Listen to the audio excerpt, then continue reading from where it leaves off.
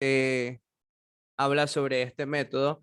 Lo que él hace en su prefacio es decir de que este no es un método nuevo en teoría, sino que básicamente este método ya lo había expuesto William Perkins, ya este método lo habían puesto otros personajes como William Ames también, y entonces decíamos de que en teoría lo que se enseñaba en este apartado, en este tratado, perdón, sobre el mejor método de predicación, no era en teoría algo que él estuviese inventando, sino que más bien expuso a toda una herencia en cuanto a cómo se debe preparar un sermón en esto. Hablábamos acerca de puntos importantes, como lo que era la introducción. Mirábamos y terminábamos, creo, si no me equivoco, esta parte en el aspecto de los afectos, ¿no? Y mirábamos cuán importante para el predicador, según Petrus von Maastricht, son los afectos. Ahora bien, vamos a otro punto en cuanto a esto, y es el contenido del texto. Cuando Petrus habla sobre el contenido del texto, básicamente lo que él se refiere, perdón, lo que él se refiere con el contenido del texto se refiere a cómo resumir el texto en una o dos líneas, porque esto es muy importante al momento de preparar un sermón. Esto es muy importante dentro de la técnica homilética. Según Petrus, dice que para este contenido del texto resume el texto. Resume el texto tiene que hacerlo de una manera total. Eh, Permítame. Ok. Tiene que hacerlo de una manera total. Eh, Petrus dice que se debe agotar el texto, ser adecuado a las partes y ser adecuado a las partes a tratar y no debe excederlas ni ser excedido por ellas. Luego tiene que tener una descripción adecuada que llama a la consolación, que llama a la exhortación, a la censura. Y cuando dice se ha hecho esto, las partes del texto fluirán más convenientemente. En síntesis, entonces, lo que plantea Petrus von Maastricht con esto es el hecho de que tenés que resumir tu sermón en una o dos o tres líneas. Básicamente de eso se trata, que hoy en día en algunos seminarios esto se puede enseñar dentro de la clase de homilética. Algunos seminarios, algunos profesores, estos lo enseñan como la proposición homilética. Es decir, donde se supone que vos tenés que resumir tu texto. Me gusta cierta ilustración que da el doctor Roberto Sánchez del Master Seminary. Él nos hablaba en una clase y nos decía, imagínense que están acostados a medianoche y de repente es un sábado, eh, es un domingo, perdón, 1 de la mañana, medianoche, tienen que predicar en la mañana y tu esposa te pregunta de qué vas a predicar. Y si vos no sabes responder, decía él, a tu esposa, qué es lo que vas a predicar en una o dos líneas o en algo sencillo, quiere decir que realmente no tenés un norte, no tenés un sentido. Es decir, no hay, si no puedes resumir tu sermón en unas líneas, en unas cuantas líneas, en unas cuantas ideas, entonces no tenés un norte, no tenés un objetivo claro de qué se supone que es lo que vas a predicar. Por tal razón, se hace necesario hacer esto. Y esto es básicamente lo que nos intenta enseñar Petrus von Maastricht acá, de que se hace necesario hacer este resumen de tu sermón. Se hace necesario para que esto nos oriente, nos dé una guía para saber qué es lo que nosotros vamos a predicar. Entonces, esto puede tener, como dice él, exhortación, ánimo, puede ser de consolación, según lo que nos dice él. Entonces va a depender del giro que vos le quieras dar a tu sermón o de la naturaleza de tu sermón. Supónganse, por ejemplo, cuando estaba en taller de predicación, me tocó realizar un sermón en Salmo 23 y entonces mi proposición homilética, claro, luego de haber hecho todo el proceso de exégesis, mi proposición homilética fue la siguiente. Vamos a ver dos representaciones de Dios plasmadas en el Salmo 23 para consolar nuestros corazones en momentos de difíciles circunstancias. Entonces, de eso se trataba mi sermón. Y yo lo resumí en esas líneas. Entonces, siempre están esos dos elementos. Primero, lo que dice Petrus von Maastricht, es decir, de que este contenido del texto, como él lo menciona, debe tener las partes de tu texto, es decir, las partes de tu sermón, los puntos que tenga tu sermón. En este caso, los puntos de mi sermón en Salmo 23 fueron ver a Dios como el buen pastor, pero ver también a Dios como el anfitrión de un banquete. Y por esa razón yo dije, bueno, mi proposición va a ser esta, dos formas de cómo David ve a Dios para que nosotros podamos consolarnos nuestros corazones. Obviamente lo estoy parafraseando, no recuerdo muy bien hasta este punto, pero la idea es esa. Entonces, ¿para qué? Para consolar. Entonces, mi sermón giraba en torno al consuelo del alma en base al Salmo 23. Tenía un objetivo claro, tenía las partes mi proposición tenía las partes de mi sermón y demás. Entonces, esto ayuda, repito, a que el predicador pueda tener un norte, pueda tener un objetivo claro en cuanto a su sermón. Y esto es algo que se enseña hoy, pero también como vemos los antiguos, los teólogos antiguos, en este caso la Naderia Reformati y el puritanismo, también tenían ese punto de poder resumir tu sermón en unas cuantas palabras, en una frase, en una oración, en una expresión que se hace, que pueda darle a tu audiencia, resumirle a tu audiencia lo que vos vas a exponer. Otro detalle también y que es bastante importante, esto es un poquito más técnico, es el hecho de que quizás de repente, si sos una persona que en tu predicación le gusta, qué sé yo, de repente hablas o comenzás a hablar cosas que no están en tu papel, cosas que no están en tu bosquejo, entonces es bueno que por cada parte de tu sermón, en cada punto de tu sermón, al final de eso pongas tu proposición homilética o pongas el contenido de eso. ¿Por qué? Eso te va a ayudar a que no hables de más y no satures tu sermón de cosas que no tienen nada que ver con el sermón. Lo importante de esto, repito, es que este contenido del texto, como yo les estoy diciendo, esta proposición homilética, nos ayuda entonces a nosotros a que podamos tener una guía. Y así, cuando alguien de repente quiera estar hablando de algo, sabe que tiene que aterrizarlo en la idea de su sermón, porque de lo contrario está metiéndole cosas a su sermón que no van acorde al objetivo principal del sermón. Entonces, por esa razón, creo que al día de hoy esto se hace muy importante al momento de realizar un sermón. Luego de eso, um, eh, Petrus habla de que ya seguís con la exposición de tu texto y esto va a incluir dos cosas. Primero, el análisis en el que se divide el contenido en sus propias partes, en los miembros de las partes, de modo que la función de cada una de ellas se haga patente. ¿Esto qué quiere decir? De que aquí lo que vas a venir a hacer es desarrollar tus puntos, los puntos que ya se supone que luego de tu análisis exegético lograste discernir que el texto, lograste discernir cómo vas a dividir tu texto, cómo vas a dividir tu sermón que vas a exponer. Entonces, a eso se refiere con el contenido en sus propias partes, en los miembros de estas partes. ¿Cuántas partes vas a dividir tu sermón? ¿Cómo se van a llamar esas partes? ¿Ya? Luego dice Petrus de que acá tiene que estar la exégesis entrelazadas con las partes, que revela y desenreda oscuridades evidentes, controversias textuales y significados ocultos. Esto es el hecho de que en la parte de que, digamos, en un punto de tu sermón, obviamente se necesita explicar ese texto. ¿Qué significa el texto? ¿Qué significa lo que yo estoy hablando?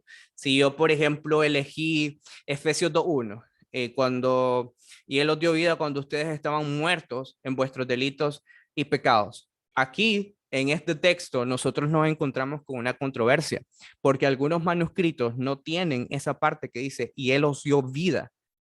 Esa parte inicial del texto que sale así en la Reina Valera no se encuentra en algunos manuscritos.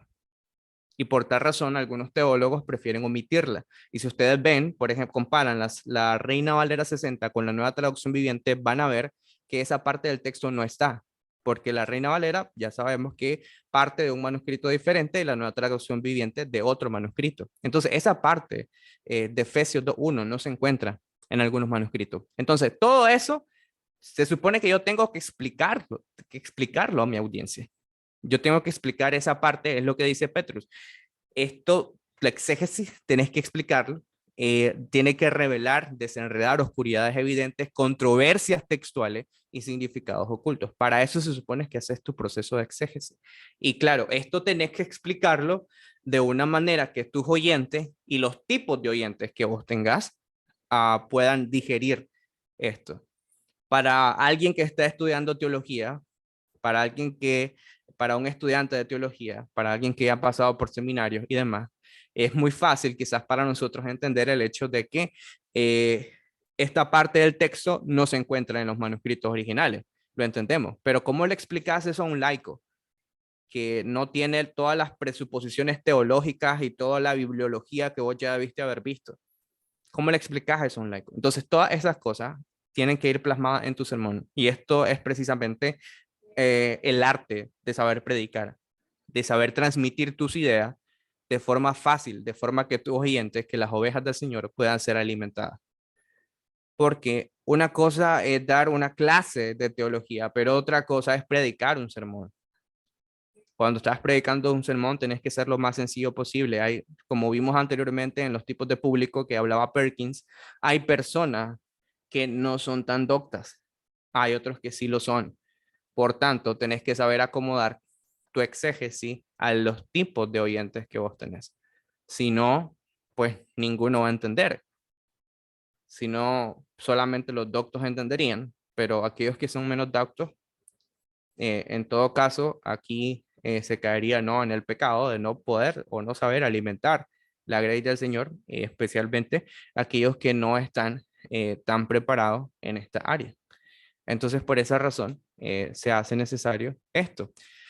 Ahora bien, él da acá, en esta parte, cuando menciona el exégesis, da unas cuantas ayudas para que nosotros realicemos nuestro proceso de exégesis. Él dice, las ayudas para el exégesis se traen de, número uno, de la analogía de la fe. Recordemos este punto importante dentro de la interpretación bíblica, a esto que conocemos como la analogía de la fe, que tiene que ver con el hecho de que la Biblia se interpreta a sí misma y aquellos pasajes que son oscuros se interpretan a la luz de los pasajes que son claros.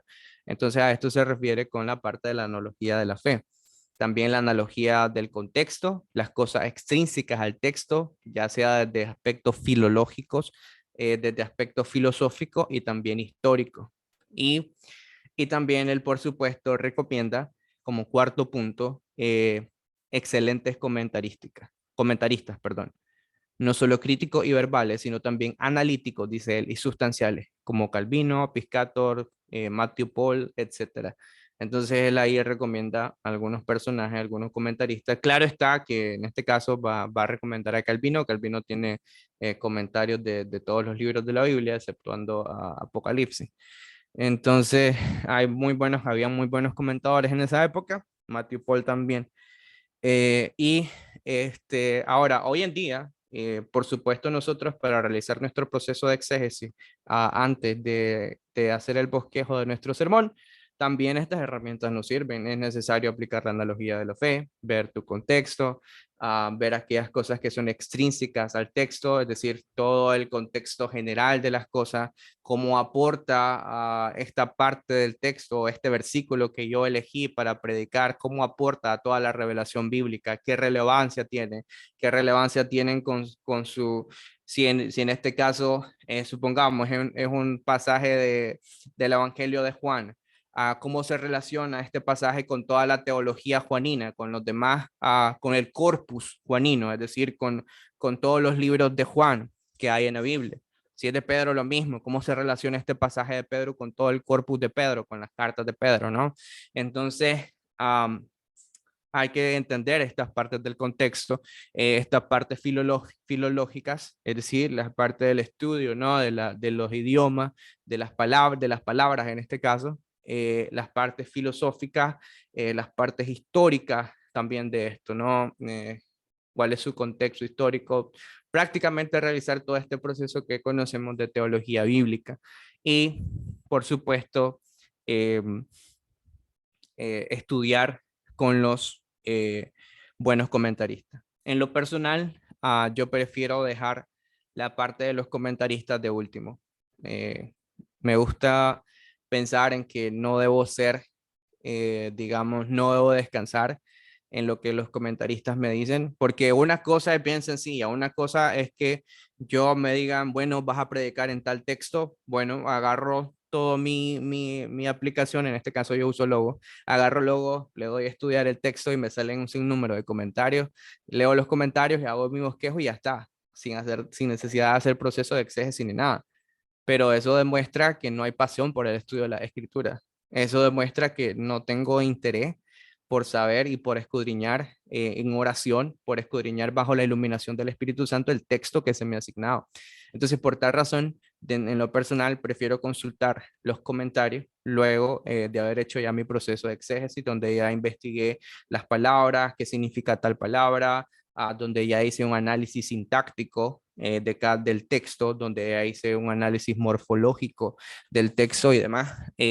Entonces, estoy presuponiendo que ya entendemos un poquito de hermenéutica, perdón, de exégesis. Por eso estoy diciendo esto de los análisis sintácticos, los análisis morfológicos, los análisis lógicos también que se dan dentro del proceso de exégesis. Entonces, todo eso se hace necesario y para mí prefiero dejar esta parte de los comentarios de último. Ahora bien, una ayuda también es el hecho de saber distinguir qué tipo de comentario, porque por ejemplo, no es lo mismo los comentarios de los evangelios que sacó Simón Kistemaker y este señor eh, se me fue el nombre, eh, este comentarista que tiene casi todo el Nuevo Testamento, o bueno, murió. Hendrickson. Hendrickson, gracias. Sí, exactamente. Entonces no es lo mismo los comentarios a los evangelios de Hendrickson o Kistemaker que las meditaciones en los evangelios de J.C. Ryle, por ejemplo. Son diferentes, porque J.C. Ryle es un poquito más devocional. Entonces, en tu proceso de exégesis es muy bueno también distinguir qué tipo de comentarios vas a utilizar. El de Hendrickson tiende a ser un poquito más exegético. Él explica algunas palabras, pero J.C. Ryle no. J.C. Ryle es devocional, muy devocional. Explica algunas cuestiones teológicas, pero no es el fin de su comentario, sino que es más que todo devocional.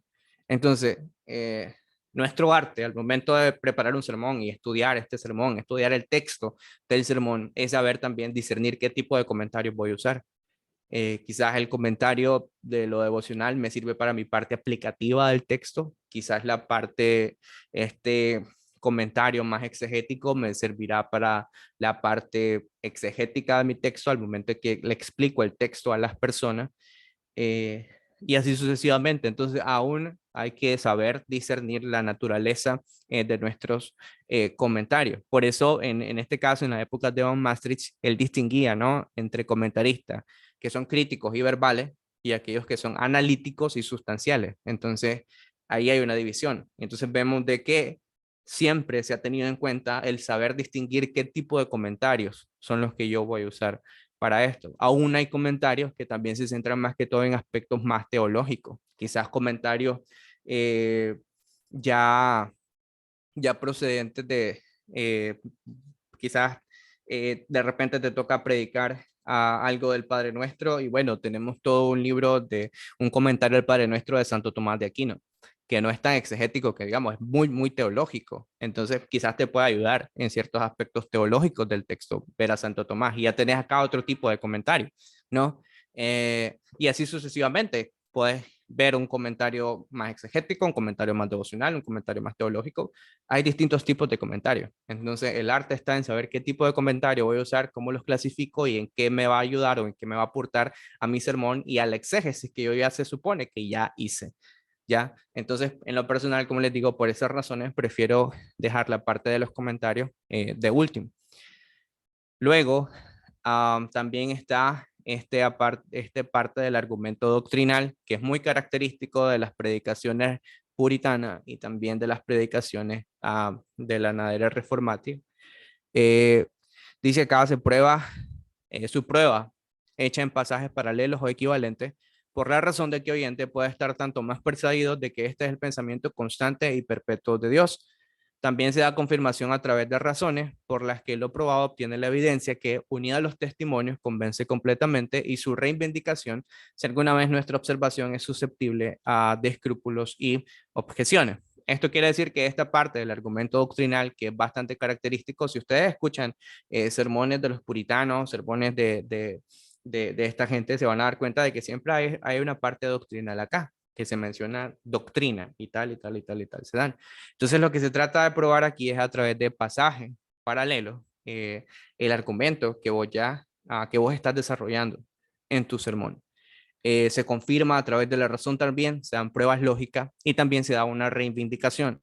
Esto es de que si hay, digamos, eh, de que si hay ciertas objeciones al texto, al pasaje, entonces se hace necesario hacer aclaraciones, porque también recordemos que la predicación, en este caso la predicación puritana, también apuntaba a la razón del hombre, es decir, al hecho de convencer al hombre, no simplemente mediante citando el texto y ya está, sino darle una argumentación lógica a este hombre, pero que la supiera digerir en conformidad con el público que tenía.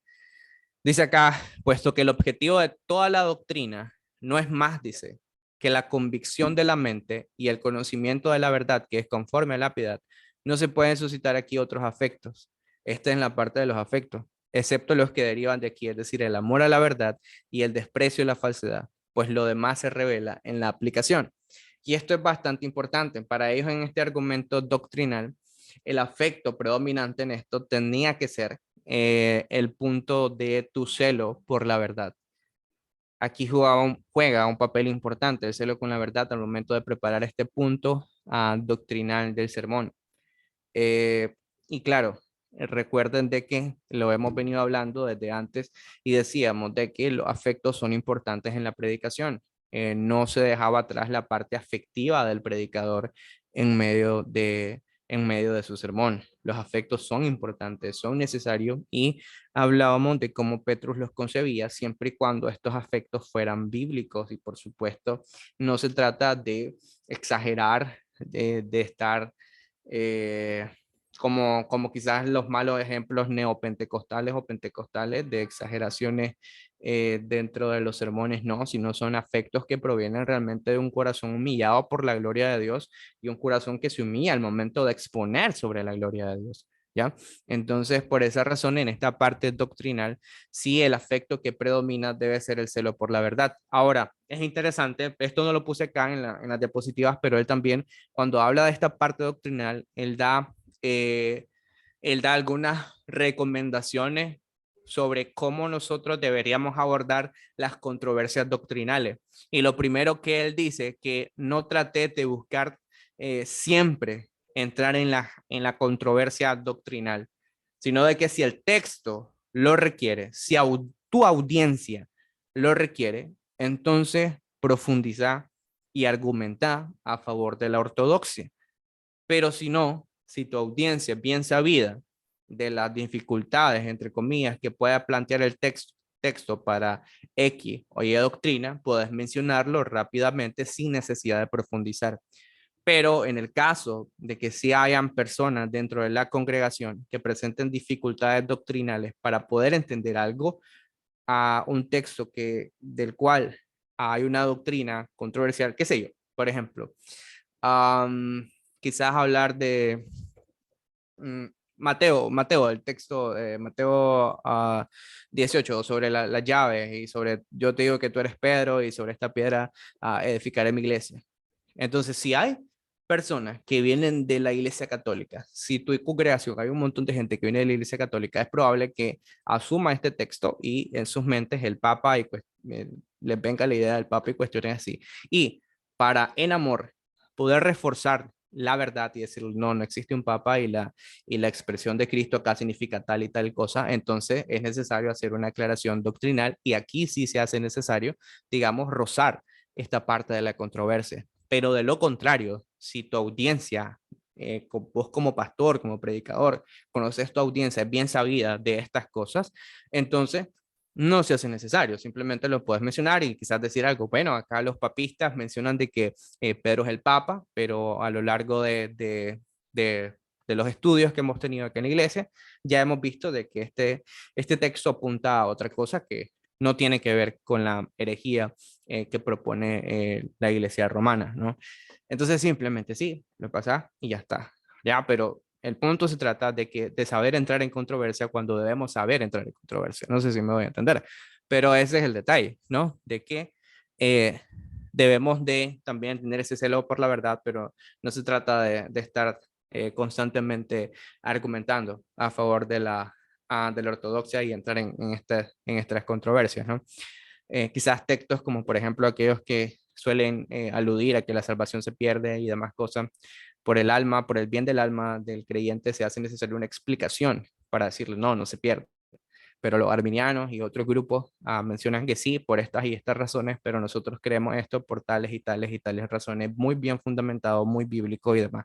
Ahí sí se hace necesario entrar en controversia. Claro, siempre y cuando, repito, el público al que está dirigiendo el sermón y si el texto lo pide, es necesario entrar en la controversia, por el celo por la verdad y por el amor a Cristo y a su verdad y por el amor a tu rebaño, que sabes que tenés que protegerlo de las malas enseñanzas, ¿no?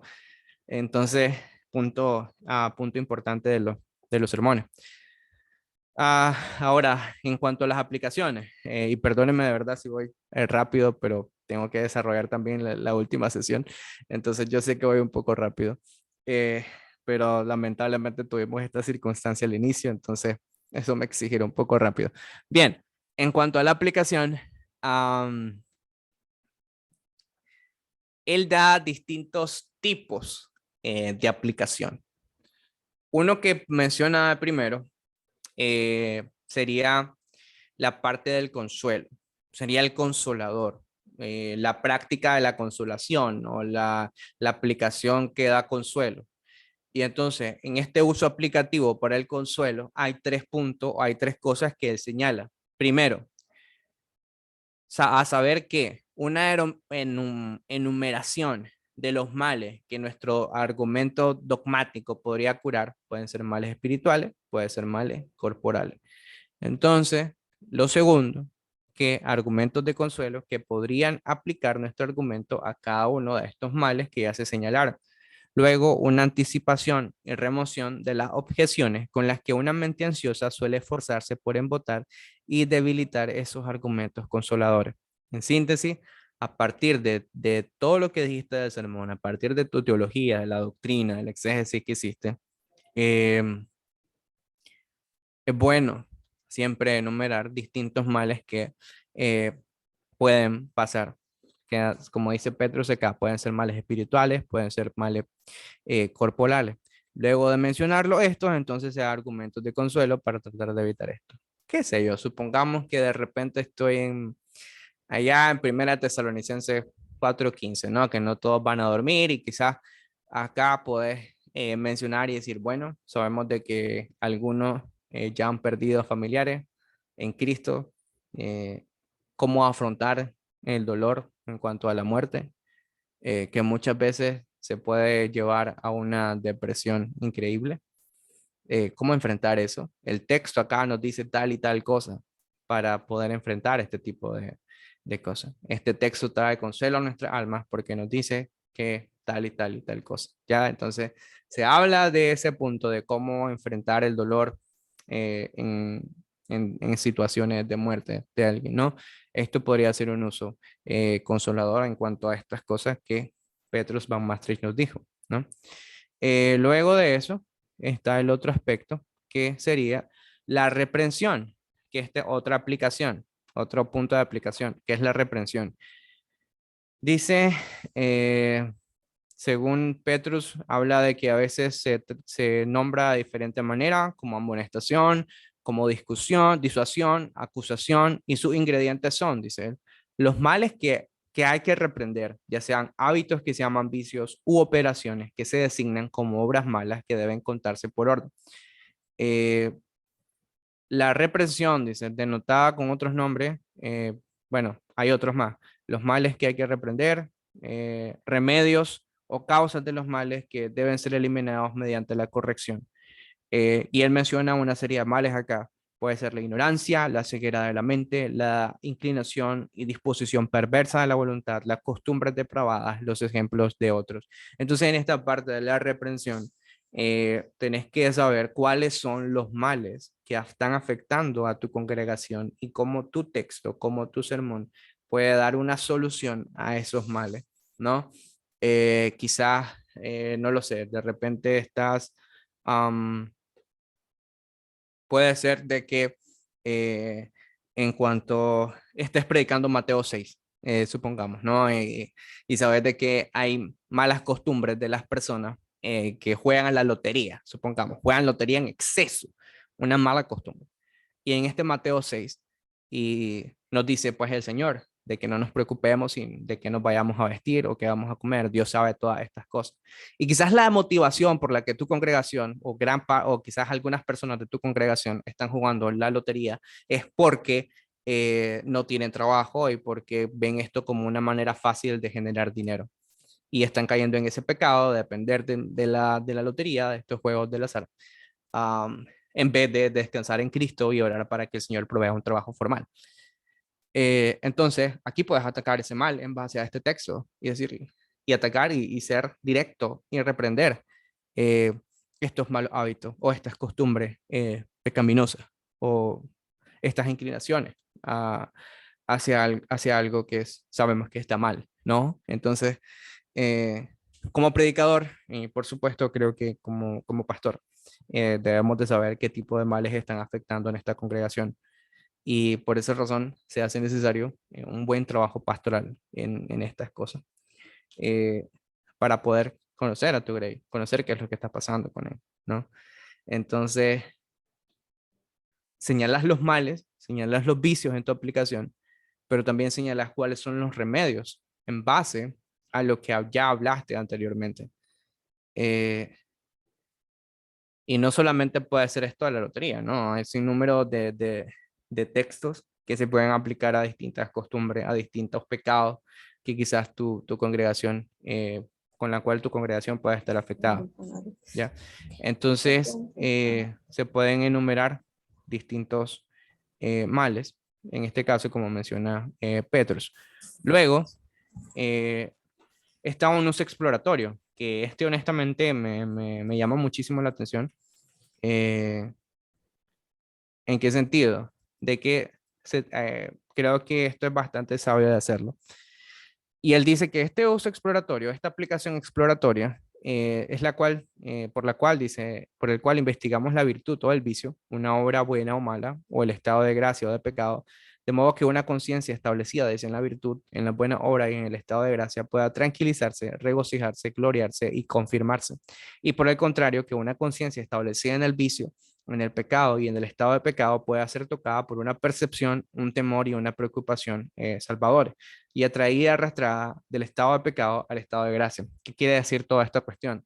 En síntesis, lo que Petros nos trata de hablar acá es que dice, hay un uso exploratorio de tu explicación y se trata más que todo de no mencionar, no se trata del de la reprensión, donde ya sabes qué pecados son los que se pueden tratar, qué pecado es en los que estás cayendo tu congregación y se pueden reprender a partir de lo que enseñaste.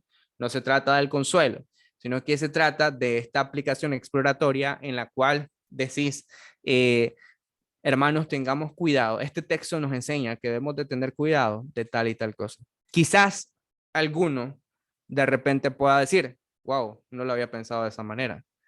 Y comienza a explorar su corazón y se da cuenta de que está cayendo en ese pecado que el predicador acaba de mencionar. Entonces de eso se trata el uso exploratorio. Y no sé si nos ha pasado a algunos de nosotros, que de repente hay cierta cosa, hay algo que el predicador está mencionando y decimos, wow, no me había puesto a pensar en eso. Creo que debo ser cuidadoso porque he caído en algunas veces en ese pecado que están mencionando. O quizás es un pecado recurrente y no me he dado cuenta ni siquiera de que estaba pecando de esta forma. Entonces a eso nos referimos con esta aplicación exploratoria, en donde el predicador trata de dar una aplicación que sabe que no es algo directo, pero que puede ayudar a que el creyente pueda examinar su corazón y ver si está cayendo en cierto pecado o bien si eso que acaba de mencionar el predicador le sirve de consuelo para cierta circunstancia en la que está pasando, ¿no? Entonces, Petrus habla de que esta parte aplicativa se puede usar desde esas dos formas, desde la parte del consuelo o bien para ayudar al creyente a que examine su corazón y pueda ver si existe algún pecado en el cual éste esté cayendo, ¿no? Entonces, esto es el uso exploratorio, más que todo, que creo que es bastante interesante. Entonces, hasta acá terminamos lo que sería la parte del método de la predicación de Petrus von Maastricht. Ya como les digo, esta iba a ser una parte bastante técnica en la cual íbamos a mencionar algunas cuestiones homiléticas. Presupuse de que ya hay un poquito de conocimiento de exégesis, un poquito de conocimiento de homilética, por lo cual me sentí un poco libre de hablar de ciertas cuestiones técnicas. Si hay alguna cosa con la cual no hayan entendido, con mucho gusto, me pueden escribir y me pueden decir qué significa este término que mencionaste acá. Me gustaría que quizás lo puedas explicar para tener un mejor entendimiento de lo que lo dijiste, de lo que dijiste. Ya, entonces, am, eh, bien, si hasta este momento, hermanos, tenemos alguna pregunta, alguna duda de lo que se ha mencionado, algún comentario también.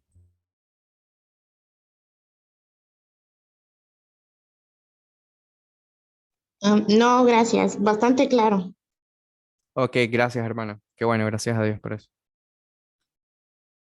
Bien, entonces vamos a dar un pequeño chance para un break.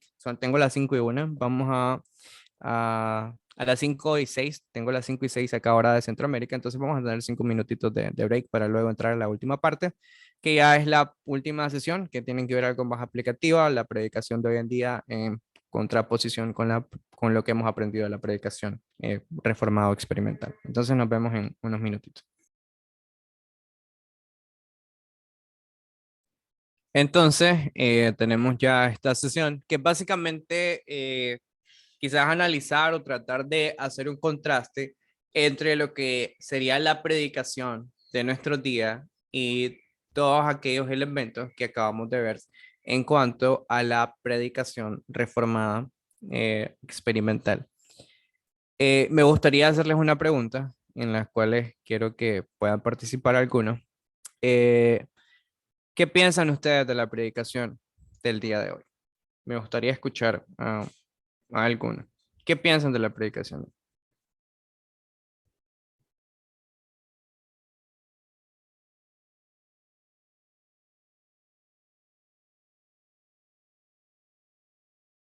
Sí, Francis. Dios les bendiga, buenas tardes. Yo pienso que así en general, ¿verdad? Lo que se está viendo en las predicaciones es que utilizan muchas cosas o métodos mundanos para predicar, como, bueno, usando, yo no estoy diciendo que esté mal, pues, pero se enfocan más como en el hombre y en la psicología y tratan de, pues sí, ¿verdad? Parecen como motivadores los predicadores a veces. Y también se enfocan demasiado en la condición económica de algunos de sus feligreses y no en su condición de pecado, ¿verdad? Tratando de convencer a la congregación, a la feligresía, de que pues somos pecadores y necesitamos de la gracia de Dios y preocuparnos más por nuestra vida espiritual y ocuparnos más de nuestra devoción a Cristo. Eh, y en cambio buscan más como, bueno, si, no sé, le das esto a Dios, Él, él te va a retribuir y como buscando más la gloria perecedera de este mundo que la gloria venidera o eterna. Ajá, eso es lo que yo pienso de que muchos predicadores pues se enfocan y dejan de lado lo que es más importante y es las escrituras, que la predicación sea bíblica. Sí, gracias, Francis. En efecto, pues algo que nosotros vemos en, en distintos contextos. Bueno, nosotros estamos por acá en un contexto centroamericano y la verdad es que, al menos hablo por mi país, ¿no? Nicaragua. Muchos predicadores, la verdad, siempre están predicando acerca de eso que se mencionaba, ¿no? Del dinero, de cómo hacerte sentir bien, no enfocarte en tu pecado, sino simplemente motivarte a echarle adelante, sacar el león que hay en ti, no sé, cuestiones así. Pero sí, hermano José Hoyos. Sí, maestro, muy buenas tardes, hermanos, buenas tardes. Hoy en día tenemos un tipo de predicación bastante pobre, que esto se ha ido anidando ya desde algunos años atrás, como vemos en algunas iglesias carismáticas, en donde, tal como dijo la hermana Francis, eh, que más le dan énfasis a las emociones, a los sentimientos, incluso muchos de ellos, de esas iglesias carismáticas, ponen musiquita de fondo como para levantar las emociones del ser humano y estos terminen, abriéndose más de brazos y entreguen lo que tienen. Incluso por ahí yo vi una iglesia que estaba diciendo, si reunimos esta cantidad de dólares, algo como $1000 creo que era en ese día, podemos dar una bofetada a Baphomet. Estaba diciendo, no recuerdo qué iglesia fue, pero me parece tonto que le estén dando prioridad hoy en día a algunas iglesias carismáticas al materialismo, al emocionalismo, al humanismo, antes que a la predicación expositiva y sistemática, que es la predicación tal cual. Y disculpando algunas iglesias pentecostales, no digo todas, sino algunas, que usualmente solo te leen un párrafo pequeño de la Biblia y el resto de toda la hora de predicación solo son sus argumentos, sus propias teorías humanas, su manera de pensar y punto y acabó.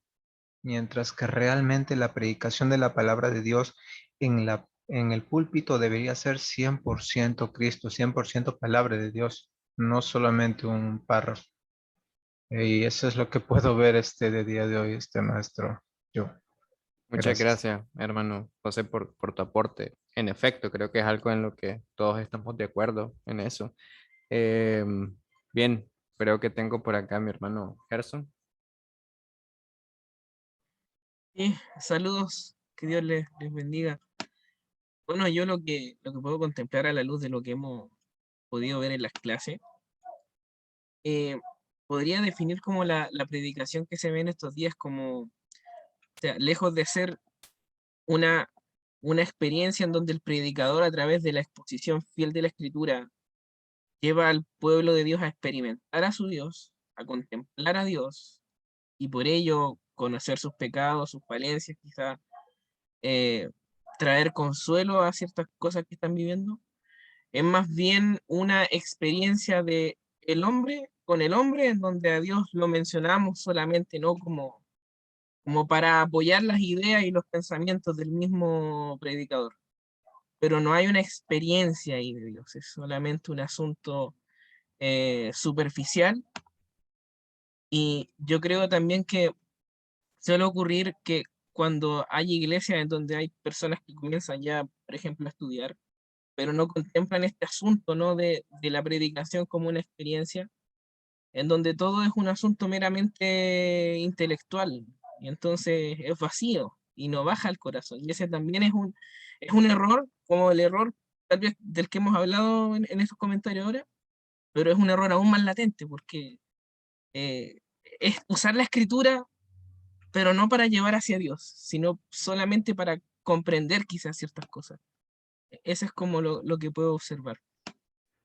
Me gustó tu comentario, hermano, en este sentido de que creo de que actualmente, por la providencia divina, claro está, hay cierto resurgir de la parte bíblica, de que muchas personas, y en especial de nuestro ambiente joven, se levantan y comienzan a predicar y demás cosas. Sin embargo, aparte de lo que mencionaste, de lo experiencial, yo pensaría que también hay un problema y es el orgullo. El orgullo. Definitivamente, el orgullo. Creo que hemos sido, no sé si compartirá mi opinión, pero en lo personal, yo me he arrepentido muchas veces de haber predicado simplemente mi orgullo. De que la gente a la cual yo le hable simplemente conozca, de que yo conozco. No el Dios que ha transformado mi vida, sino ese Dios que yo conozco intelectualmente y que digo yo conocer a profundidad y hablar de todas las doctrinas y demás cosas, y como usualmente se suele entrar en esto, en el tulip y demás cosas, y que la depravación del hombre, y que Dios es justo, etcétera, etcétera, pero sin un corazón pastoral, sin un corazón que realmente ha experimentado la gracia divina del Señor. Y creo que es un error en lo que actualmente se está cayendo. Antes de darle la palabra a mi hermano Emanuel, solamente voy a leer acá un comentario de Ana Rivera. Dice, la predicación actual es muy antropocéntrica, se han descuidado los fundamentos del Evangelio. En muchos casos ya no se predica a Cristo y este crucificado. Como consecuencia, tenemos un cristianismo vacío, lleno de emocionalismo, pero sin un fundamento sólido en la palabra de Dios. Sí, en efecto, eh, un cristianismo, voy a retomar la palabra que decía Gerson, ¿no? Algo superficial, no es algo que realmente se experimenta. Y creo que lo mismo pasa con este tema del orgullo dentro de las predicaciones. Es algo simplemente superficial, es decir, a veces simplemente yo conozco de algo, bueno, ya conocí eso, ya lo puedo predicar, pero sin haberlo vivido, sin haberlo experimentado, sin que eso haya machucado y haya pisado realmente mi corazón. Es muy diferente hablar de la providencia divina y de cómo Dios en circunstancias difíciles el Señor nos provee. Pero otra cosa muy distinta es que eso venga realmente de un corazón en donde Dios lo haya pasado por cierto desierto, donde no hay nada que comer, donde hay dificultades económicas, pero que Dios providencialmente proveyó todos los días el alimento. Y claro, ya ahora yo ya vengo a hablar de la providencia divina y con un corazón quebrantado, con un corazón humillado por la provisión de Dios y por mis pecados, vengo y le digo a mi congregación, el Señor es fiel, nunca nos va a desamparar, Él está en control de todas las cosas. Muy diferente a que alguien que tenga poco en conocer la doctrina de la providencia y comience a hablar, puede hablar intelectualmente y puede hablar cosas muy hermosas, pero si eso no se ha experimentado en el corazón, si no hay un corazón humillado por la providencia divina, es muy difícil realmente que el Espíritu Santo respalde esa obra. O es la carne o es el Espíritu.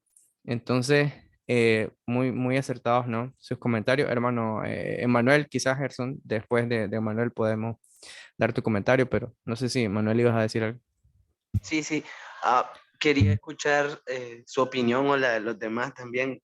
Lo primero que se me vino a la cabeza cuando dijiste que miro en la predicación actual es mucho plagio. Y eso no son en los hermanos pentecostales, en los hermanos reformados. En todos lados me encuentro pequeños sprawl, pequeños, y no digas, y la verdad, para mí es decepcionante.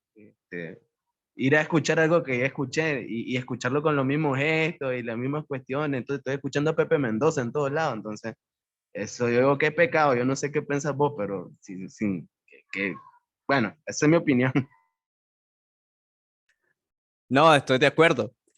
A veces creo de que es lo que les decía simplemente cuando estamos abordando el tema del exégesis, de que a veces en el exégesis simplemente te vas al comentario de tal persona y ya está. A partir de ahí hiciste todo tu sermón. Copias y pegas las ideas del comentario y ya está. Simplemente las venís y las comentas. Eso no es hacer eso. No se trata de esas cosas. Y estoy muy de acuerdo en que hay bastante plagio. Hay hermanos de que simplemente en una predicación, como dice Manuel, de Sproul, de MacArthur, de Núñez, de Sujel Michelén, etcétera, etcétera, ¿no? Todos estos personajes. Y simplemente van a predicar lo mismo, la copian, la pegan y ya está. Y sí, claro, estoy totalmente de acuerdo, pero por supuesto, esto muestra primero un corazón que, no digo que no sea salvo ni regenerado, pero simplemente alguien que eh, no, no, digamos, ah, no quiere tener tiempo en intimidad con el Señor y pasar en oración para que el Señor pueda guiarle sobre el texto, ni ser iluminado por el Espíritu Santo. Si los predicadores como Sproul o otros personajes predican como predican, es porque realmente son hombres que tienen intimidad con el Señor. En este caso, Sproul tuvieron intimidad con el Señor. Pero una cosa es eso y otra cosa es copiar sus sermones sin haber tenido. Volvemos a lo mismo que hablábamos que mencionaba Gerson, esa parte experimental. Eso es lo único. Bien, hermano, Luis Ángel, y luego continuamos con... Buenas tardes, hermanos. Gracias, Juan. Yo solamente quería recalcar lo que dijo el hermano que pasó antes de mí, de que ciertamente los sermones o las predicaciones de hoy en día son plagios. La otra vez iba yo en el camión rumbo a la universidad y precisamente atrás de mí, dos bancas, venían dos chavos hablando y uno de ellos decía, no, y si yo ya dejé de llegar a la iglesia porque siempre es lo mismo, dice. Llevo 10 años llegando a la iglesia y siempre escucho lo mismo. Entonces yo creo que esa es una de las partes que ha afectado a que los jóvenes o las generaciones que están en la iglesia y que vienen vean aburrido lo que es el servicio de adoración o lo que es escuchar el sermón, porque para nosotros como cristianos el sermón es, podría decir, una de las cosas más importantes a la que vamos a ir al templo o a la iglesia, pero caen en lo mismo de ser repetitivos, no, como usted decía, no hay esa intimidad que debería de haber en el predicador con Dios. Y nada más quería recalcar este ejemplo que, como usted comentaba, que hace falta intimidad, hace falta que el pastor sea experimental en cuanto a lo que él está predicando. Sí, amén, de acuerdo, hermano. Gracias por tu participación. Solamente leo acá unos comentarios. Dice Mariam, algunos suelen hablar mucho de sí mismo y su vida. La iglesia termina conociendo más al predicador que a Dios. En efecto, definitivamente. Nuestro hermano Gerson dice, el predicador debe ser un eco de la voz de Dios, no un eco del eco. De acuerdo. Y hermano Daniel dice, creo que la predicación de hoy se caracteriza por imponer sentido al texto que no tiene, en contraste con la predicación expositiva que busca exponer la verdad del texto. Predicaciones sin exégesis sólida y sin sana hermenéutica. De acuerdo. Y creo que todo esto nos lleva también a la raíz. Y creo que una de las cosas y una de las carencias que tenemos es de verdaderos pastores. Así, verdaderos pastores. Quiero que miremos y observemos esto. Vamos a ver unas consideraciones de la Asamblea de Westminster en cuanto a esto. Miren lo que se dice sobre la preparación del ministro. Claro, esto se aplica, por supuesto, aún hoy en día en aquellas congregaciones que pertenecen, que son de índole reformada y confesional. Entonces, pero reflexionamos en esto. Los ministros de Westminster, cuando escriben los estándares de Westminster, la forma de gobierno, hablan sobre la preparación del ministro. Y ellos mencionan, número uno, que el que va a ser ordenado, sea que haya sido elegido por la congregación o que haya sido designado a algún lugar por el presbiterio, debe dirigirse al presbiterio portando un testimonio de haber aceptado el pacto de los tres reinos. Esto se refiere a cuestiones doctrinales. El pacto de los tres reinos pues tenía que ver con Escocia, Irlanda, Inglaterra, de su diligencia y competencia en sus estudios, los grados que ha obtenido en la universidad y por cuánto tiempo ha permanecido allí. Además de su edad, que debe ser de 24 años, pero sobre todo de su vida y conducta. Entonces es muy interesante estos puntos en los que se abordan de la preparación del ministro. Habla sobre la edad, sobre los grados académicos, su vida, pero dice, me gusta esta última parte, acá donde mencionan los divinos de Westminster, pero sobre todo de su vida y conducta. Acá.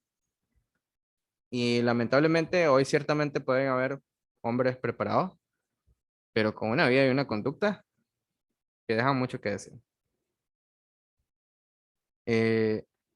Luego, segundo punto, dice, una vez que el presbiterio haya considerado todo ello, procederá a informarse acerca de la gracia de Dios en él y ver si hay tal santidad en su vida, la cual es un requisito en la vida del ministro del Evangelio, y a examinarlo respecto a su conocimiento y suficiencia, y respecto a las evidencias de su llamado para el santo ministerio, y en particular su llamado directo y legítimo a aquel lugar, es decir, al lugar donde iba a ser asignado. Pero se habla de la gracia de Dios en él, si hay santidad, y examinarlo respecto a su conocimiento y suficiencia. Dos puntos importantes. La santidad, esto que tiene que ver con tu práctica devocional y experimental, y la parte del conocimiento. Dos cosas que en lo que hemos visto a lo largo de todo el curso, no se han separado. Desde la primera sesión que vimos acerca de qué es lo que era aquello experiencial, fue algo que vimos. Eso experiencial implica un conocimiento, ciertamente, pero también esa parte santa de que el predicador debe anhelar la santidad. Es un hombre que procura vivir una vida santa. Entonces, ya esto nos dice mucho en cuanto a la preparación de nuestros pastores hoy en día. Luego, en cuanto a su evaluación de esto, estos solo son algunos puntos. Realmente, si ustedes tienen acceso a los estándares de Westminster, les recomiendo que lean esta parte, es bien interesante. Dice, debe ser examinado respecto a su destreza en las lenguas originales y ellos hacían una prueba y se va a hacer prueba mediante la lectura de los testamentos, hebreo y griego, y traduciendo algunas porciones en latín. Si muestra deficiencias en dichas pruebas, se deberá averiguar más estrictamente sus otros conocimientos y si es que posee habilidad en filosofía y lógica. Entonces, yo no me imagino a Cachluna haciendo una prueba de hebreo, griego, latín y conocimiento filosófico y lógico. Pero ven los requisitos en cuanto a la intelectualidad del predicador también. Otro punto muy importante. ¿Qué autores en teología dice ha leído y a cuáles conoce mejor? Se le debe examinar acerca de su conocimiento sobre los fundamentos de la religión y su habilidad para defender la ortodoxia doctrinal contenida en ellos contra las opiniones falsas y erróneas, especialmente las de la presente época, en su época. Se debe examinar, dice también, su habilidad en el sentido y significado de aquellos pasajes de la escritura que se le indiquen, en casos de conciencia, en la cronología de la escritura y en la historia de la iglesia. En síntesis, este hombre debía ser muy preparado, bastante preparado. Y creo que es, dice Manuel, definitivamente todos nosotros aprobamos esos estándares, dice. Pero de hecho, habían, a veces los presbiterios concedían licencia de predicación, que no es lo mismo al pastorado, pero un ejemplo de alguien que obtuvo una licencia de predicación antes de los 24 años fue Robert Murray McCheyne. McCheyne la obtuvo a los 23 años, si no me equivoco, él ya podía predicar. Claro, McCheyne ya a su edad, él ya sabía griego, hebreo, latín, había compuesto muchas cosas, muchos poemas, de hecho, poemas bastante bonitos, y ya él predicaba. ¿No? A la edad de los 23 años ya tenía esa licencia de predicación por parte de la Iglesia de Escocia. Entonces, vemos la calidad de persona. Y claro, McCheyne, uno lee la biografía que le escribe su amigo Andrew Bonar. Yo creo que ya se las mencioné, pero wow, qué increíble cómo vemos el corazón de McCheyne en algunos extractos de su diario que Bonar menciona, ¿no? Entonces, es bastante interesante, ¿no? La forma en cómo estos hombres se preparaban antes y lo mucho pues que hoy en día ciertamente no nos falta, ¿no? Creo que el pastorado es algo que se le ha bajado totalmente el nivel. ¿Y en qué sentido lo digo esto? Un día estábamos en un estudio bíblico de hombres y un diácono de mi iglesia estaba mencionando una experiencia que él tuvo, que cuando él estaba en una primera iglesia en la que él se congregó, eh, él comenzó a interesarse por la Biblia y comenzó a hacer estudios a tal punto de que adquirió un cierto conocimiento de la escritura y de que se le acercó una señora y le dijo de que aquí en Nicaragua decimos, él, bueno, le dijo, él tenía madera para ser pastor, ¿ya? Eso, no sé si me voy a entender, en otros países no sé si la expresión se puede entender de que era apto pues para el pastorado. Pero decía él, en ese instante, yo era un hombre orgulloso. Yo solamente estaba leyendo y estaba profundizando en la Biblia algunas cosas, no muchas. Pero esta señora a mí me dijo que yo tenía madera, yo era apto para ser pastor. Y entonces él decía, ¿qué tan bajos son nuestros estándares en las iglesias? Que algunas personas, solo porque ven que un hombre empieza a leer la Biblia, ya va a ser pastor. Cuando es realmente deber de todo creyente y de todo cristiano hacer eso. Y entonces decía, él daba una reflexión, es algo que me puso mucho a meditar. Entonces él decía, ¿qué tan bajo son los estándares en los que la gente piensa acerca del pastorado? Solamente alguien medio lee su Biblia, él ya va a ser pastor. No, cuando realmente el celo y el anhelo y el deseo por profundizar en la escritura es de todo, seas llamado al pastorado o no. Y entonces él nos puso a meditar bastante en ese estudio sobre lo mucho en que la gente ha bajado el nivel del pastorado y demás cosas. Ay.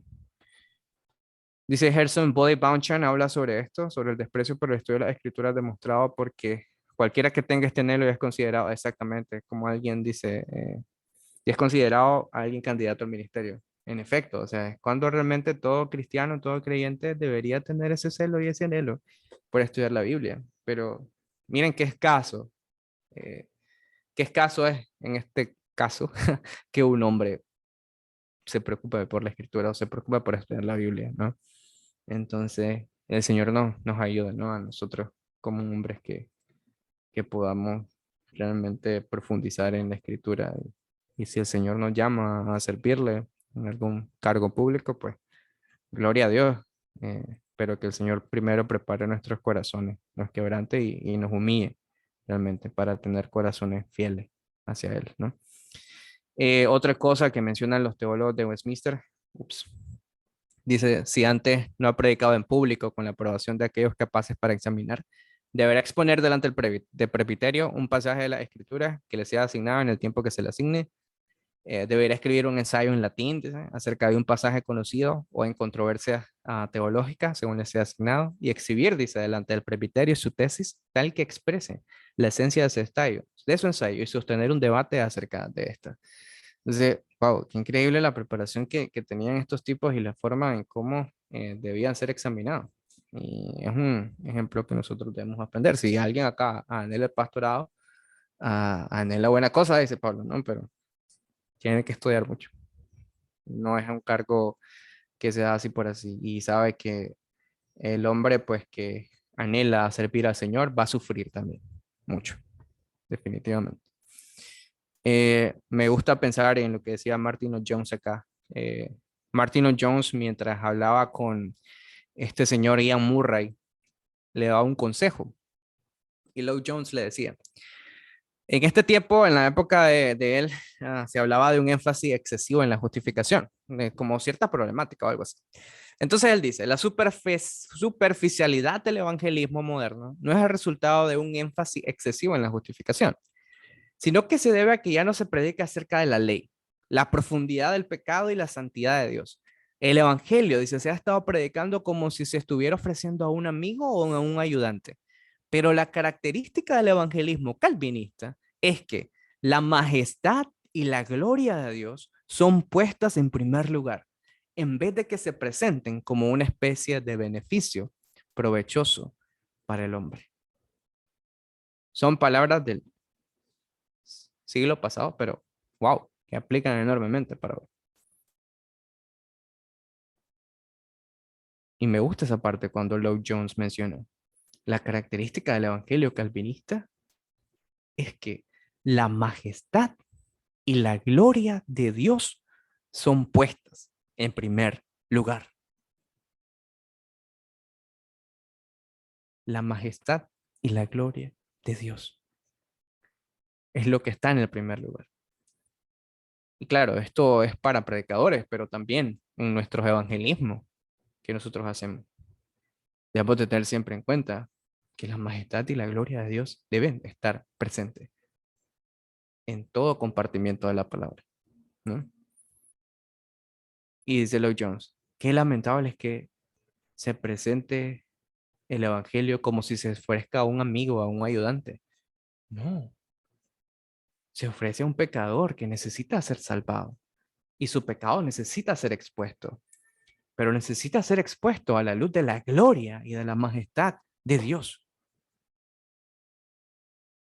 Y esto sin duda es algo que falta por mucho en los púlpitos de hoy. Y gloria a Dios por aquellas iglesias en las que sí, la majestad, la santidad de Dios permea la predicación del evangelio y la vida también del predicador.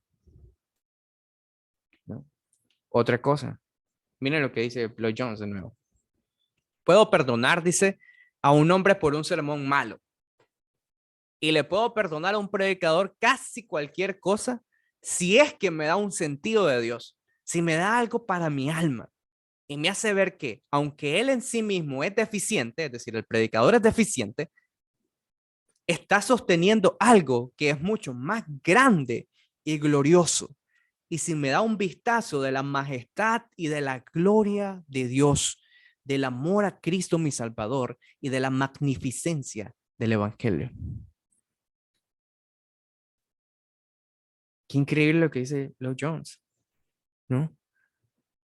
Perdono, decía alguien, por un sermón malo. Es decir, esta persona quizás no tiene una buena retórica, quizás no tiene una buena lógica para unir sus ideas, pero, dice Lloyd Jones, si este hombre me da algo para mi alma, si me hace ver que aun con todas sus deficiencias en el púlpito y en esa predicación que yo escuché, me enseña la gloria de Dios, me habla del amor de Cristo y de la magnificencia del Evangelio, entonces, wow, alimentó mi alma.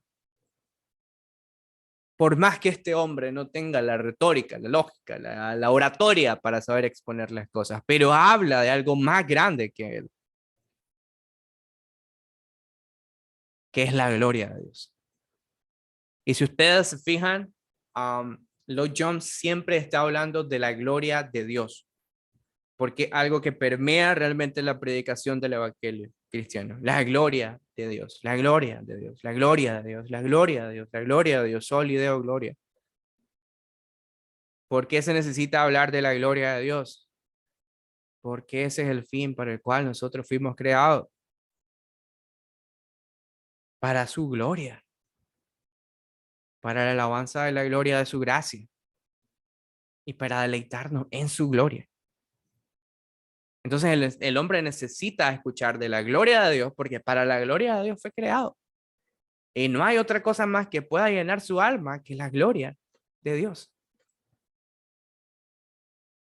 ¿Ya? Y me gusta esto que dice Joel Beeke acerca de la necesidad de la predicación experiencial. Él dice, ¿deseas ser un pastor cuyos sermones se conectan con tu rebaño hasta el grado que puedas predicar desde tu corazón hacia sus corazones? Entonces, dice Joel Beeke, camina cerca de Dios, estudia libros y personas, ora en dependencia del Espíritu, habla desde tu corazón y cultiva una motivación pura. ¿Ven? Este es el punto de lo experiencial. Camina cerca de Dios. Estudia libros, estudia personas que caminaron cerca de Dios. Oremos en dependencia del Espíritu y que el Señor nos ayude al momento de predicar. No somos nosotros somos miserables. Nosotros somos humanos deficientes. Por mucha oratoria, por mucha retórica que tengamos, por mucho conocimiento que tengamos, dependemos del Santísimo Espíritu Santo y no de nosotros. Pero solamente un corazón humillado puede reconocer eso, que depende del Espíritu Santo. Solamente un hombre que ha experimentado el perdón de Cristo, solamente ese hombre que ha sentido ese remordimiento de pecar contra el Cristo que murió por él en la cruz, puede decir, dependo enteramente del Espíritu Santo porque soy un miserable, soy un pecador, tengo tantas deficiencias, pero anhelo que la gloria de Cristo que ha iluminado mi alma oscura, la puedan conocer las demás personas. Anhelo caminar con Dios. Anhelo que así como yo camino con Dios, así los demás puedan caminar con Dios. Es un hombre que habla de su corazón, de algo que él ha experimentado. ¿Ya? Entonces, muy pertinente la exhortación que vi que nos hace acá. Y al final, decir que nos enseñan entonces los antiguos, ya como una síntesis, ya como pautas o puntos, perdón, más bien que podemos aprender, en los que podemos resumir algunas cosas que hemos enseñado acá. Y lo primero es que nos enseñan la necesidad de preparar nuestra mente y corazón para ejercer el oficio de la predicación. vemos de que estos hombres con estas hermosas frases no fueron hombres que porque, bueno, tenían esa actitud y ese conocimiento poético, bonito y hermoso, les salió y qué bonito. Cualquiera puede escribir eso, pero definitivamente los testimonios de estas personas que acabamos de citar en todo este curso son hombres que realmente han caminado con Dios, son hombres que han preparado su corazón, han preparado su mente, su corazón en el sentido de que ellos experimentaron dificultades, experimentaron pruebas, dieron pasos de fe, y su mente en el aspecto de que amaron al Señor con toda su mente a tal punto de escudriñar la Sagrada Escritura, meterse en los idiomas originales, estudiar la Biblia de verdad, para ejercer así el oficio de la predicación. Se conecta con el otro punto, de la necesidad de tener un conocimiento experimental de Dios en nuestra vida. Ese es el detalle, la parte experimental. Juan 17, ¿no? Y esta es la vida eterna, que te conozcan a ti. Y ese conocer implica una intimidad profunda, una relación profunda entre Dios y el ser humano. No es un conocimiento superficial, sino algo que realmente penetra lo profundo del corazón, sino algo que realmente decimos nosotros, wow, qué increíble, conozco a Dios, conozco a mi Creador. Quiero amarle, aún con todos mis defectos, aún con todos mis pecados. Tengo los ojos puestos en Cristo, autor y consumador de la fe, y experimento diariamente la gracia de Dios. Lo puedo experimentar y lo puedo ver cada vez que voy al trabajo. Señor, gracias. Ciertamente no me gusta mi trabajo, pero bueno, tengo un corazón agradecido. Es por tu gracia que estoy acá. Cuando un plato de comida me llega a mi mesa y comer con un corazón agradecido, yo me merezco el infierno, pero acá tengo comida. Me bendice. Es tu gracia la que me ha dado eso. Ayer pequé, hoy pequé, pero aquí estás siendo fiel y me estás proveyendo comida. Cuánta infidelidad puedo ver en mi corazón, pero cuánta fidelidad y majestad puedo ver en las acciones de Dios en mi vida. De eso se trata, de tener un conocimiento experimental. Que cada vez que voy a mi iglesia local y se me dice, bueno, hermano, hoy te toca limpiar, me dan una escoba y me dicen, wow, qué privilegio enorme saber que le puedo servir a mi Señor en mi iglesia local, barriendo. Hermano, es que, o sea, qué privilegio enorme. Yo soy un pecador. Yo ni siquiera merecía ser acepto en la familia de Dios. Pero hoy el Señor me está diciendo y me da la oportunidad que pueda barrer en el lugar donde están alimentando mi corazón y donde el Señor mismo va a llevar a su escogido a que lleguen a Él por la predicación del Evangelio. Qué privilegio tan grande limpiar la silla de un hombre, de una mujer, que Dios va a llamar ese día a su redil, siendo yo un hombre tan pecador. Qué privilegio limpiar la silla de un escogido de Dios.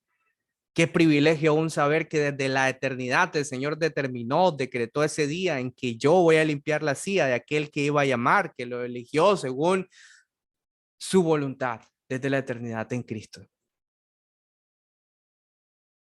Privilegios enormes y que muchas veces no lo profundizamos. No lo profundizamos realmente en el corazón. Sí, estas doctrinas de la predestinación son hermosas, pero miren cómo se relaciona con barrer una silla y con limpiar una silla.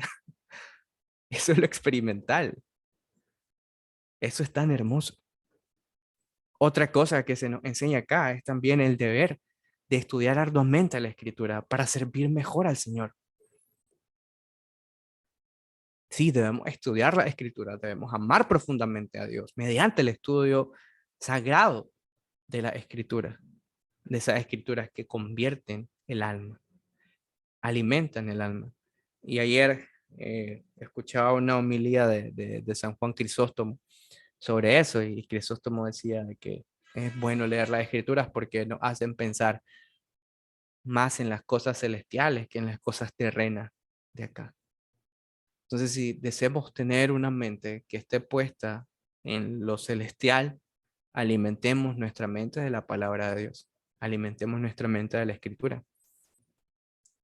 Si queremos servir de mejor manera a nuestro Señor, leamos la Biblia, entendamos el por qué estamos haciendo las cosas, el por qué adoramos como adoramos. También el otro punto es el hecho de el deber de escudriñar nuestro corazón para evitar que el corazón nos engañe y nos lleve a pecar. Es una vigilancia extrema lo que debemos hacer de nuestro corazón.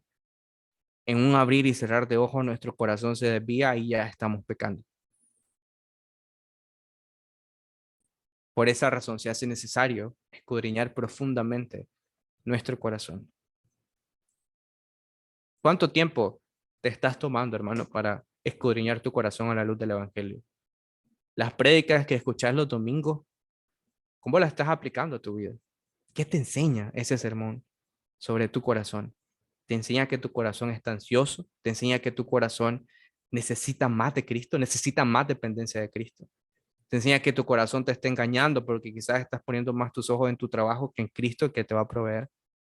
¿Te enseña que estás haciendo ídolos de algo o alguien y que necesitas dejarlo por Cristo? ¿Cómo estás aplicando el sermón dominical a tu vida? Los estudios que haces en tu iglesia. ¿Cómo te estás aplicando? Si tenés el privilegio de predicar, de pastorear, ¿cómo te estás predicando a vos mismo diariamente? ¿Están saliendo a la luz tus pecados? ¿Estás confesando tus pecados al Señor? Puedes ser un hombre o una mujer frágil que realmente comparta su corazón con otros y decirle a tus hermanos, hermanos, estoy pasando por esta situación, no sé qué hacer, pero ayúdame a orar. Eso demuestra un hombre que ha sido humillado por la gracia de Cristo, en saber que muchas veces no sabemos qué hacer, pero tenemos una iglesia, tenemos unos hermanos, tenemos a Dios. Entonces, estamos escudriñando nuestros corazones, estamos realmente siendo atentos a aquellas movidas de nuestro corazón, donde el corazón fácilmente nos va a llevar a pecar en algo que quizás anhelamos, quizás el anhelo sea bueno, pero el corazón te lo puede desviar hacia algo que no es la gloria de Dios.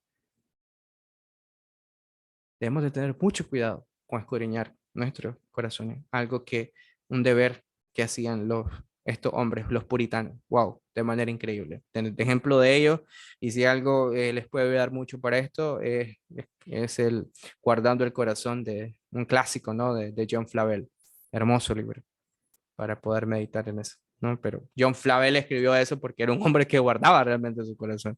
Y es tan interesante cómo describe tantas circunstancias en las cuales nosotros podemos guardar el corazón, porque era un hombre que guardaba su corazón en todas las circunstancias que él escribió. Así de simple. Luego, este deber de contemplar la santidad y la majestad de Dios como el alimento de nuestra alma es algo que yo decía, ¿no? Antes se debe de predicar la gloria de Dios porque el hombre fue hecho para la gloria de Dios y por tanto debemos contemplar la santidad, debemos contemplar la majestad de Dios como ese alimento de nuestra alma. También el deber de renunciar, como se mencionaba anteriormente en el comentario de alguien, ¿no? A estos métodos mundanos en las predicaciones. Debemos de predicar la palabra misma. También el no temer confrontar el pecado con la santidad de Dios. No importa quién sea, pero es un pecador y Dios es santo y Dios es justo, pero también misericordioso. Y por último, simple y sencillamente, pero lo más importante de todo, el deber de predicar a Cristo y a este crucificado en el poder del Espíritu Santo. Eso nos enseñan los antiguos. Hombres que predicaron a Cristo y a este crucificado, pero que dependieron no de sus conocimientos, no de lo que ellos sabían, sino del poder del Espíritu Santo que los guiaba para edificar a su congregación. Entonces, eso pauta y quizás otras más, hermanos, que en sus reflexiones pueden sacar, nos enseñan esto.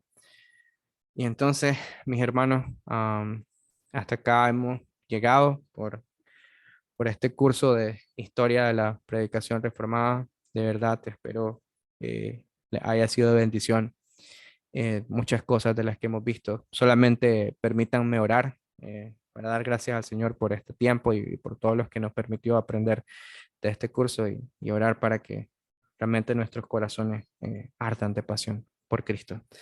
Oremos. Señor, gracias. Gracias por por estas sesiones en que pudimos aprender de aquellos que ha hecho en la historia, Señor. Pudimos aprender de hombres que han sido humillados por tu gloria, por tu santidad, hombres pecadores que anhelaron tu gloria, Padre, anhelaron tu santidad, hombres que buscaban a Cristo y que amaban más a Cristo por sobre todas las cosas, Señor, que dependían de tu Espíritu Santo. Señor, oramos para que nuestros corazones sean humillados por tu gloria, Señor, para que de nuestras palabras, Señor, no salga otra cosa más que Cristo y este crucificado, Señor. Oramos, Señor, para poder amarte más, profundizando cada día en las Escrituras, pero profundizando también en una vida de oración, en un corazón que anhele tu gloria, en un corazón que anhele tu santidad, Señor, en un corazón que quiera regocijarse en tu palabra, Señor, en la oración. Sí, Señor, esta parte de lo experimental, Señor, es algo tan hermoso, Padre, que tanto se ha olvidado, Señor. Pero oramos, Dios, para que podamos experimentarte en nuestra vida y de eso que hable en nuestros corazones a los demás, Señor. Del cómo nos has perdonado por pura gracia, del cómo nos has amado y nos has proveído y sigas manteniéndote fiel a tu pacto, aun cuando nosotros somos infieles, Señor. Gracias, Dios, por este tremendo privilegio que nos das de estar acá y poder, Señor, tener cursos así, poder prepararnos teológicamente, que esto sea no para alimentar nuestro ego ni nuestro orgullo, sino más bien para machacarlo, Señor, y para ver cuán lejos estamos de conocerte, Señor, para ver, Señor, cuán grande es tu santidad y cuán grandes son nuestros pecados, Señor. Pero oramos, Señor, para que dependamos más de Cristo, Señor, para que dependamos más de tu Espíritu Santo, Señor, para que sea tu Espíritu, Señor, quien nos guíe y quien nos lleve a darle la gloria a Cristo en toda acción que hagamos, en todo lo que hagamos, pero principalmente en el servicio a nuestras iglesias locales, a la iglesia de Cristo en general, a nuestros hermanos, a nuestros vecinos, Señor, que podamos reflejar el amor de Cristo todos, Señor, pero principalmente que te amemos, Señor, predicando, que no temamos de confrontar el pecado, sino de que anhelemos, Señor, que un día, Señor, tú habrás de venir y juzgar los secretos de los hombres, Señor. Que con eso en mente podamos predicar diligentemente el Evangelio en nuestras congregaciones, aquellos que tenemos cargos públicos, Señor, a nuestros compañeros de trabajo, a nuestras familias, Señor. Que todo esto sea un ánimo y una exhortación para predicar a Cristo, para predicar a ese Cristo que hemos experimentado, Señor. A ese Cristo que nos ama, a ese Cristo que nos sustenta, a ese Cristo que nos disciplina, Señor, y a ese Cristo que nuestros ojos contemplarán un día, Señor, en la gloria eterna y en el cual nos deleitaremos en Él y con Él para siempre, Señor. Que ese sea el anhelo de nuestra alma, Señor. Gracias por este tiempo, gracias por la vida de cada uno de mis hermanos, Señor. En el nombre de Jesús. Amén. Y hermanos, entonces ha sido un gusto, pero tengan buenas noches. Primeramente, el Señor nos permita vernos luego. Sí, hermano José. Sí, una consulta, hermano John, respecto a que todo pastor, tiene que sí o sí saber las lenguas, originales. Eh, esto es, esto es actual, me refiero a que es obligatorio que un pastor conozca estas lenguas, o alguien que quiere entrar al pastorado, mejor dicho. Ok, sí, es lo recomendable, es decir, obviamente vas a manipular la escritura y si algo nos enseñan los reformadores también es de que fueron hombres exégetas, hombres que se fueron y estudiaron los idiomas bíblicos para poder transmitir el mensaje fiel de la Sagrada Escritura. Entonces, si alguien anhela el pastorado, que anhele también aprender los idiomas bíblicos. Les cueste un poquito, les cueste algo, pero ese anhelo siempre debe estar presente. Aprender eso para poder servir mejor a la iglesia. Ahora bien, Ah, ciertamente pueden haber circunstancias en donde los hombres no puedan tener acceso a una preparación tan grande. Se entiende, pero eso no omita el ánimo y el deseo de poder seguir más aprendiendo de la palabra de Dios. Ya, Dios puede usar a cualquier vaso, perdón, Dios puede usar a cualquier hombre para predicar y amar a un escogido suyo. No necesariamente alguien que sea un experto en hebreo, en griego, en latín, etcétera. No, no necesariamente eso. Pero si alguien anhela servir al Señor teniendo a su cargo una congregación, entonces también debería anhelar aprender y prepararse de mejor manera. Claro, lo que pasa es que yo he sabido, sé de buenos pastores, incluso pastores locales que son muy buenos en la prédica y enseñan bastante bien. Y aunque de repente no tengan un conocimiento profundo del griego o tal vez del latín, pienso que, claro, es importante conocer estos idiomas, pero pienso que también es bueno conocer mucho más de la Biblia, porque de repente intelectualmente se puede conocer más de los idiomas y un poco de la Biblia, tal vez haya cierta controversia ahí. Solo era una pregunta que tenía, por lo que Sí, usted claro, dijo. sí. Ajá. Ujú. Sí, se entiende, hermano, ciertamente. Eh, bien, pero gracias por tu pregunta, algo que también podemos meditar. Dice hermano Cristian, una consulta, hermano, espera, no lo veo bien. ¿Hasta cuándo hay plazo para entrar al ensayo? Ah, ok, bien. Voy a abrir un espacio para que me lo puedan subir el fin de semana. No hay problema. Repito, no es nada exigido ni nada por el estilo, pero sí es algo con el que pueden quizás concretar ideas y cosas de todo lo que hemos visto por acá. Entonces, voy a subirlo voy a abrir el espacio para que lo puedan entregar el fin de semana. Entonces, bien, hermanos, si no hay nada más que decir, entonces yo pues me despido por acá. Espero en el Señor esto haya sido de mucha bendición, ¿verdad? Para su vida y Dios primero nos vemos por ahí en otro curso, hermano. Ha sido un gusto por acá y muchas gracias por su tiempo y por la atención que nos han prestado.